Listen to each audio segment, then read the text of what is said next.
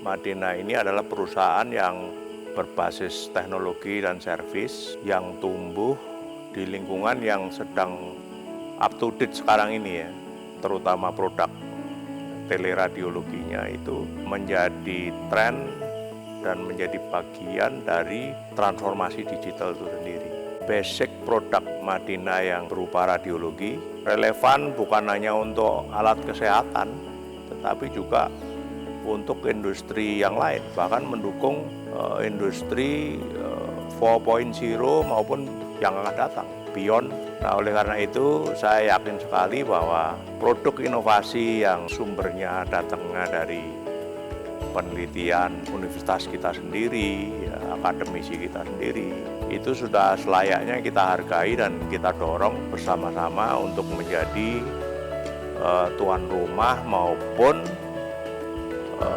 prime mover untuk industri tinggi selanjutnya yang dikelola di tanah air kita. Produk teknologi tinggi itu tidak ada yang kita produksi dari nol sampai dengan paripurna, nggak ada, itu kerjasama. Baik dari sumber-sumber yang hardware, software, itu akan lebih banyak di software dan brainware-nya. Jadi kalau kita ngomong persaingan, tentu setiap produk itu kan ada core value dari produk itu. Pembeda, faktor pembeda atau distinction dari produk Madina terhadap produk yang lain. Misalnya temuan dari sisi radiasi yang bisa kita tekan seaman mungkin dibanding dengan radiasi yang sekarang ini ada di pasaran. Itu hanya salah satu contoh yang bisa kita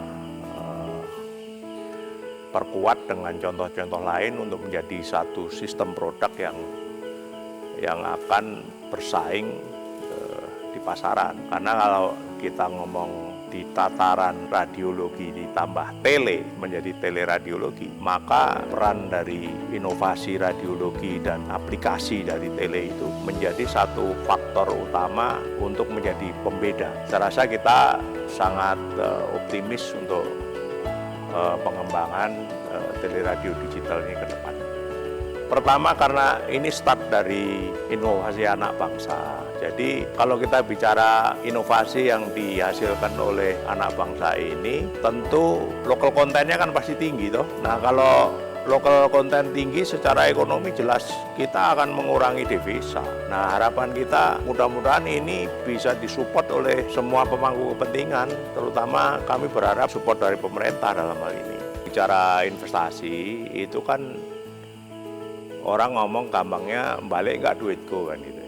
Nah, sedangkan kalau kita ambil produk teleradiologi digital untuk alat kesehatan aja, langsung kalau di Indonesia konsumennya seluruh penduduk Indonesia kan. Sekarang ini hampir semua alat-alat penegak diagnostik sakit itu hampir semua memakai radiologi. Itu mau dia kanker, mau dia jantung, urologi dan yang lain-lain. Nah oleh karena itu pasti kita harus membuat segmentasi lebih kecil. Hampir semua puskesmas di Indonesia yang jumlahnya lebih dari 9.000 bahkan itu dilengkapi dengan radiologi yang tele ini.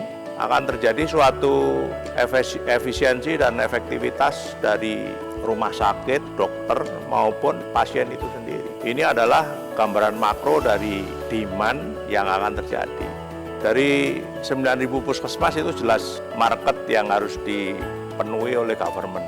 Nah, kan ada lagi market yang non-government. Jadi inilah sebabnya kami yakin bahwa kalau usaha kami untuk mendapat dorongan dari pemerintah berupa perizinan, izin produksi, izin edar, dan izin-izin lainnya yang bisa kita penuhi, maka kami berharap akan ada suatu kemudahan buat investor untuk ikut berpartisipasi di dalam menanamkan modalnya karena pasarnya sangat besar sekali. Jadi sekali lagi, Madina bukan hanya mengembangkan radiologi dalam konteks untuk alkes ya, untuk industri juga besar sekali. Kita bisa ngecek ada suatu produk defect atau sempurna bisa dengan teknologi radiologi.